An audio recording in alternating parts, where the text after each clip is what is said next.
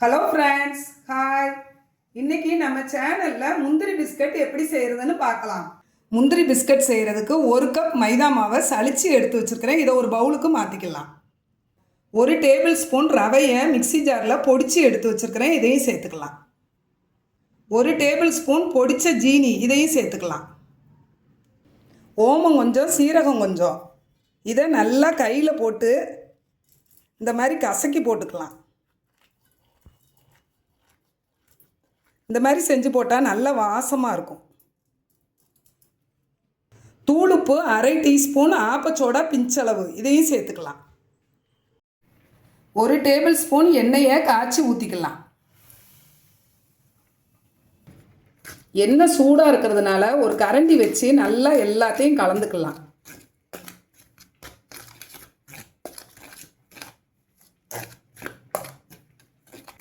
கையை வச்சு மாவை நல்லா இந்த மாதிரி பெசரிக்கலாம். கொஞ்சம் கொஞ்சமாக தண்ணி சேர்த்து பெசரிக்கலாம். தண்ணி அதிகம் சேர்க்கக்கூடாது, ஏன்னா நம்ம ஜீனி வேற பொடிச்சு போட்டிருக்கிறோம்.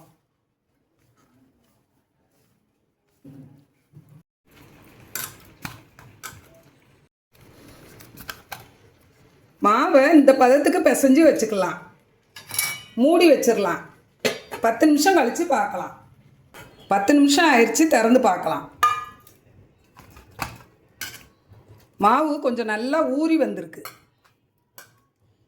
இதில் பாதி மாவை நம்ம எடுத்துக்கலாம்.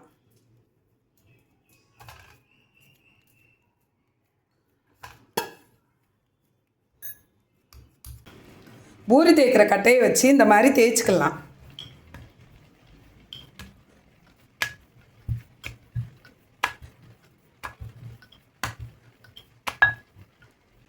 இந்த அளவு தடிமனாக தேய்ச்சிக்கிடணும். இப்போ ஒரு பாட்டில் மூடி எடுத்து இந்த மாதிரி கட் பண்ணணும்.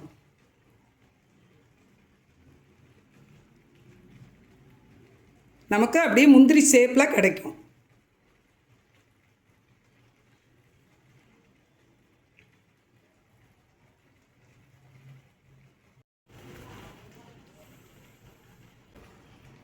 குழந்தைங்களுக்கு லீவ் விட்டாச்சு, ஸ்நாக்ஸுன்னு கேட்டாங்கன்னா இந்த மாதிரி செஞ்சு கொடுங்க.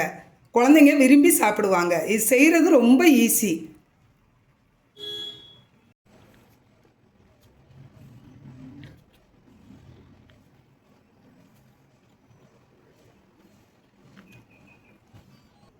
எல்லா மாவையும் முந்திரி ஷேப்புக்கு கட் பண்ணியாச்சு. எண்ணெய் மிதமான சூட்டில் காஞ்சிக்கிட்டு இருக்கு. நம்ம செஞ்சு வச்சதை எண்ணெயில் சேர்த்துக்கலாம். கவனமாக போடணும் ஃப்ரெண்ட்ஸ், அல்லது கையில் எண்ணெய் தெரிச்சிடும். நம்ம சேர்த்து போட்டாலும் அது எண்ணெயில் பட்டோன்னே தனித்தனியாக பிரிஞ்சு வந்துடும்.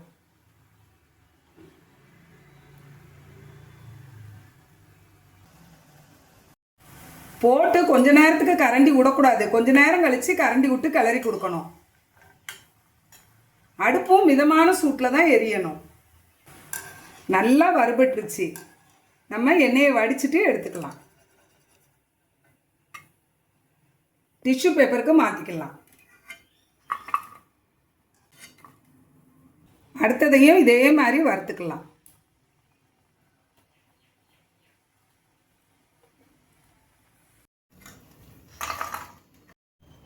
எல்லாத்தையும் நம்ம வறுத்து எடுத்தாச்சு.